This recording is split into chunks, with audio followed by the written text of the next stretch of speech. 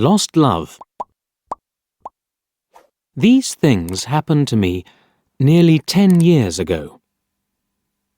I lived in a city, but the city was hot in summer.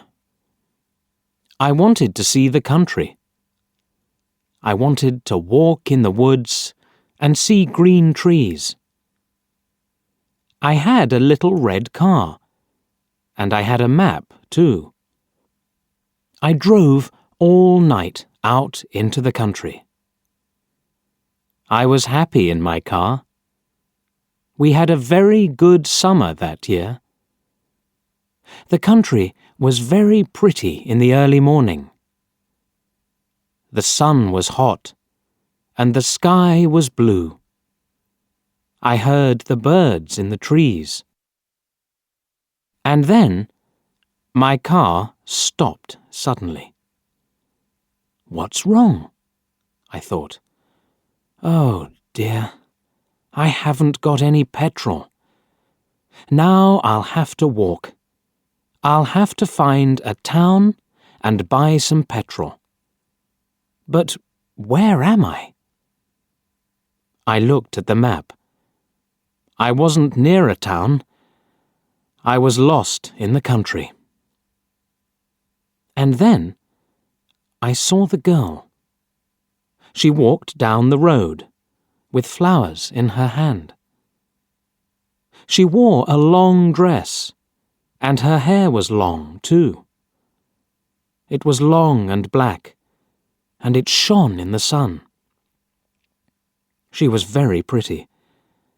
I wanted to speak to her, so I got out of the car. "Hello," I said.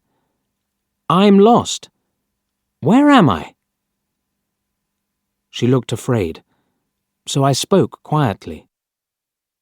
"I haven't got any petrol," I said. "Where can I find some?" Her blue eyes looked at me, and she smiled. She's a very pretty girl, I thought. "I do not know," she said. "Come with me to the village. Perhaps we can help you." I went with her happily, and we walked a long way. There isn't a village on the map, I thought.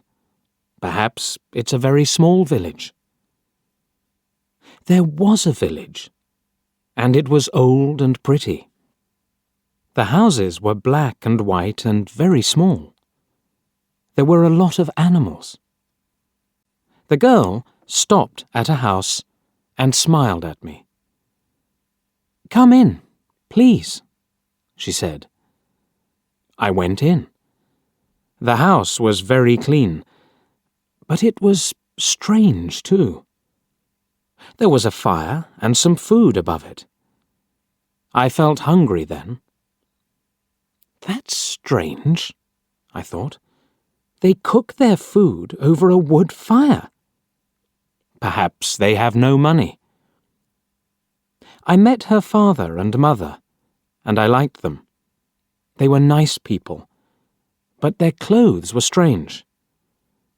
"Sit down," said the old man. "Are you thirsty after your walk?" He gave me a drink, and I said, "Thank you." But the drink was strange too. It was dark brown and very strong.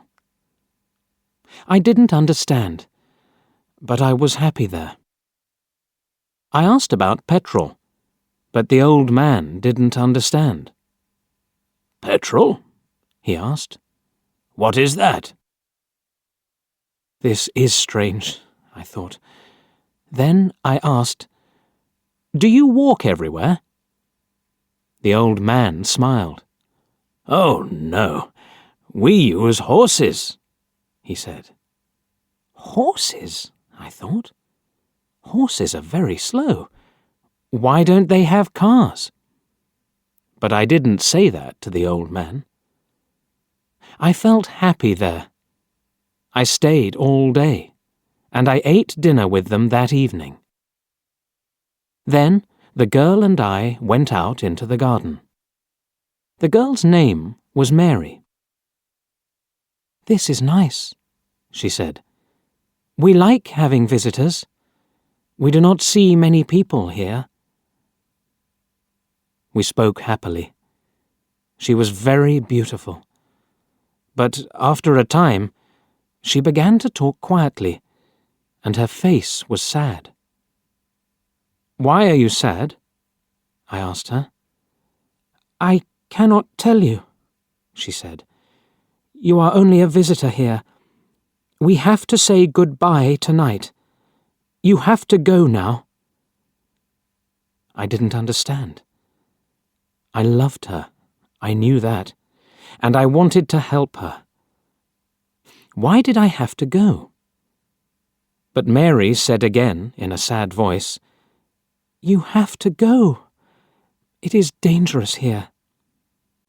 So I said, "I'll go to the next town and find some petrol. Then I'll come back."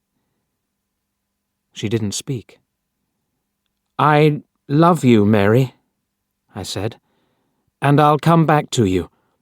You won't stop me." She said goodbye to me at the door. Her face was very sad, and I was sad too. I didn't want to go. It was midnight.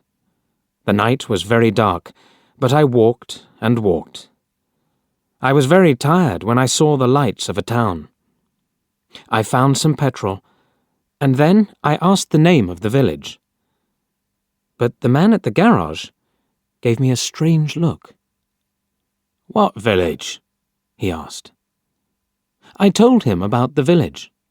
I told him about the old houses and the people with strange clothes. Again, he gave me a strange look. He thought, and then he said, "There was a village there, but it isn't there now. There are stories about it. Strange stories." "What do people say about it?" I asked. He didn't want to tell me, but then he said, "There was a big fire in the village. Everybody died. There aren't any people or houses there now." "How did it happen?" I asked. "And why?" "Oliver Cromwell killed them," he said. "He was angry with the villagers because they helped the king in the war." I couldn't speak. This isn't right, I thought. That war happened 350 years ago. Then I remembered the strange clothes, the long hair, the food over the fire, and the old houses. And I remembered, too, about the horses. "But I don't understand," I cried. "I saw the people and the village. I spoke to some people there." The man looked quickly at me, and then he spoke. "There's an interesting story about the village. For one day, every 10 years, it lives again.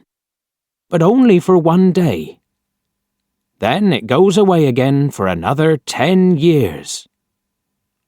On that one day, you can find the village, but you have to leave before morning, or you will never leave." Can this be right? I thought. Perhaps it was. Mary said, "You have to go." She loved me, but she said, "We have to say goodbye." She was afraid for me. Now I understand, I thought. I went back to the village, but it wasn't there. I looked again and again, but I couldn't find it. I saw only flowers and trees. I heard only the sound of the birds and the wind. I was very sad. I sat down on the ground and cried. I will never forget that day. I remember Mary, and I will always love her. Now, I only have to wait 2 months. The village will come back again, On the right day, I will go back.